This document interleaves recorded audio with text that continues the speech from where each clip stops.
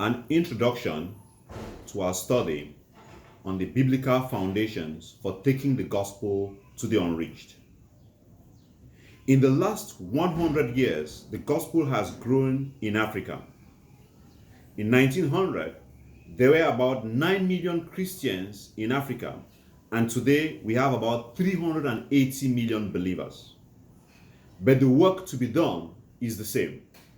We presently have about 375 million unreached people in Africa.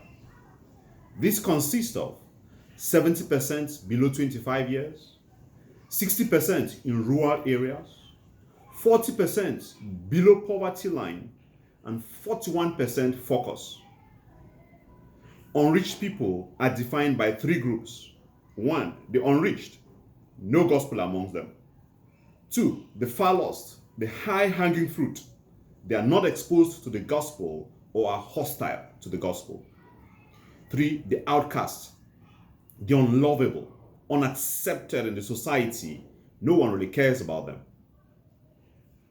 Considering our past and present practices as Navigators Africa, how then should we plan the gospel to these unreached people in the next 10 years?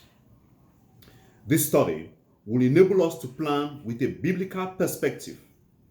We will look at 5 major things. Number 1, the instructions Jesus has given us in his call for us as workers of the gospel. Number 2, important things the disciples learned as Jesus crossed culture with them. Number 3, barriers we will meet, internal and external barriers, and how to overcome. Number 4, ministry environments that will enhance the training and deploying of workers of the gospel. Number 5, the leadership that will drive and pass this mission on to the next generation. Some thoughts. What is Jesus telling you?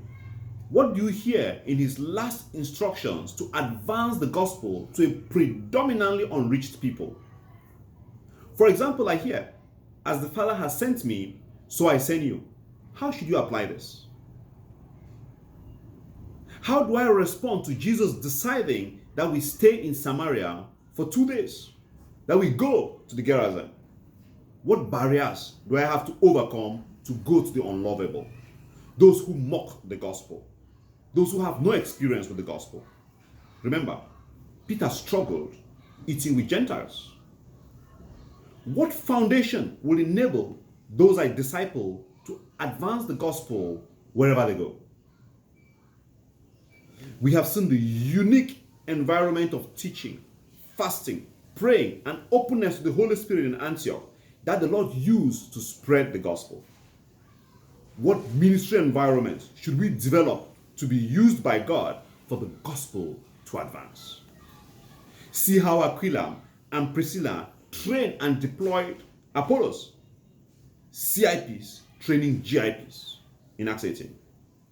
See how Paul engaged all of Asia from Ephesus, that's Acts 19. What kind of ministry environment should we be developing as we think of advancing the gospel to the unreached? Finally, what type of leadership will cultivate and serve this ministry effort to flourish amongst the unreached? What are you finding refreshing as you think of this task before us? What should we start doing? What should we stop doing? What should we continue to do? Think about it.